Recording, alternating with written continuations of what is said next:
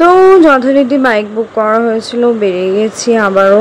সারাদিন আজকে যদিও মানে আমাদের জীবন থেকে হসপিটাল আর ডাক্তার যে কবে যাবে জীবন থেকে আমি জানি না। তো এটা বৃহস্পতিবারের ভিডিও দেখছো। আমি আমার বাড়ির কারোর ভিডিও বা ফটো কিছু দেওয়া পছন্দ করি না, কিন্তু হ্যাঁ, যখন আমি নিজে ইউটিউবে আছি, সোশ্যাল মিডিয়ায় আছি, নিজের ব্যাপারগুলো শেয়ার মানে শেয়ার যদি না করি তাহলে কি শেয়ার করব, কি তোমাদের ভিডিও দেব, তাই বাধ্য হচ্ছি ভিডিও দিতে।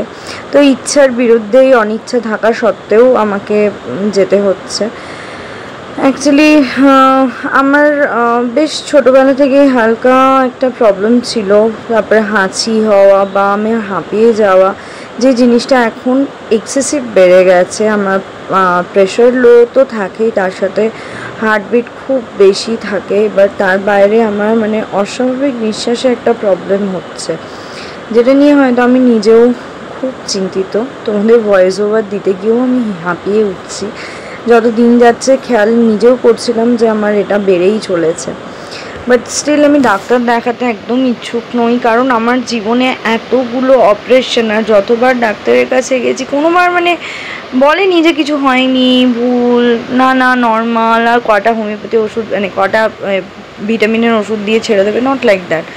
বড় বড় জিনিস ধরা পড়েছে আর জীবনটা পুরো শেষ হয়ে গেছে। অ্যাপেন্ডিক্স, গল ব্লাডার, মানে কোন জন্মে এগুলো সব অপারেশন হয়ে গেছে। আমার না আর ভালো লাগে না। সিস্ট ও পলিসিস্টিক ওভারি, টিউমার আছে, আই নো সব কিছু আমি জানি আমার শরীরের কি কন্ডিশন। ওই জন্য না আমার ডাক্তারের কাছে আমাকে কেউ নিয়ে যাবে বললেই না আমার প্যানিক স্টার্ট হয়ে যায়। আমি ইঞ্জেকশন নিতেই প্রচুর মানে নর্মাল মানুষের কাছে সেটা ন্যাকামোর টাইপের থাকবে, কিন্তু যাদের ফোবিয়া আছে তারা জানেন যে তাদের কতটা কষ্ট হয়। তো লাইক আমার প্রচণ্ড ফোবিয়া, মানে আমি তো আই নো কি আমি তখন বাচ্চা হয়ে যাবে, ভয়েস ওভার দিতে গিয়েও চিন্তা করেন আমার কান্না পাচ্ছে, বিশ্বাস করো। তো ইচ্ছার বিরুদ্ধেও সেই আমাকে পৌঁছে যেতে হলো। তোমরা দেখতেই পাবে এবার হসপিটালটা, এই যে এখানে মানিপুর বোধহয় হসপিটালটার নাম, আমি নামও মনে রাখতে চাই না। আমার গিয়ে থেকে খালি প্যানিক হচ্ছে যে আমাকে ভর্তি না করে দেয়। তো আমি বসেছিলাম চুপচাপ, গরমে ঘেমে চান করে গিয়েছিলাম। পূজা যথারীতি আসতে লেট করেছিল, তারপরে পূজাও চলে এসেছে। বসেও আমি না করছি, আমি নিজেকে বাথরুমে লক করে দিয়েছিলাম, তারপরেও জোর করে নিয়ে এসেছে। এই মানুষটা সব থেকে পৃথিবীর বাজে, সব থেকে। বসে বসে দেখছো কেমন কথা শোনাচ্ছে আমাকে, খুব বাজে, আমি এটাই বললাম তোমাদের। তো অনেকজনাই ছিল বসে চারপাশে, আমরা বসেছিলাম, ওয়েট করছিলাম। আর এইটা হচ্ছে সেই ডাক্তারের অ্যাসিস্ট্যান্ট, দেখো এরকম ফোনে যে কথা বলছে তার কথা বলছে। তারপরে বাইরে বেরোলাম। এবার তোমরা শোনো, আমি নিজের মাইন্ড ডাইভার্ট করার জন্য অনেক কিছুই চেষ্টা করেছি, এইটাও আমি বাকিটা শুনে নাও। ভিডিও এভাবেই শেষ করলাম।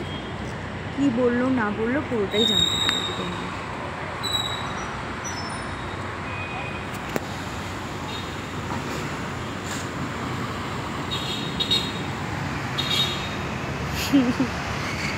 খুব খুব পৃথিবীর সব থেকে বাজে, এই যে এখানের এই গার্ডেনটা থেকে ছিঁড়ে নিয়েছি ফুল।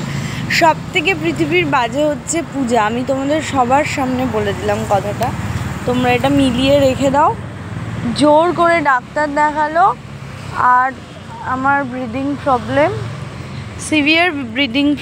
সিভিয়ার লাংসের প্রবলেম, এসব তো ফালতু কথা বললেনি ডাক্তার। আর সব থেকে বাজে ডাক্তারটা কেন আমার কাছে, বিকজ সব থেকে বাজে এই জন্য, কারণ উনি আমাকে বলেছেন ব্রাউনি এঞ্জেলের পর আর কোনো বাচ্চা নেওয়া যাবে না, যেখানে আমার বাচ্চারাই আমার জান।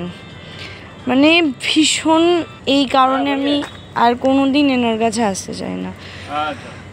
আর প্রচুর প্রচুর প্রচুর প্রচুর বাজে জিনিস দিয়েছে যেগুলো আমি নিতে চাই না। পরে পূজা বলে দেবে তোমাদের। আমার একদম ভালো লাগছে না, সিরিয়াসলি। আমি নিজের মানে মাইন্ডটাকে ডাইভার্ট করার চেষ্টা করছি, কিন্তু যেটা আমি পারছি না। আমি আটভাট বকছি, গাড়ি আসছে না, তাই আমার বিরক্ত লাগছে।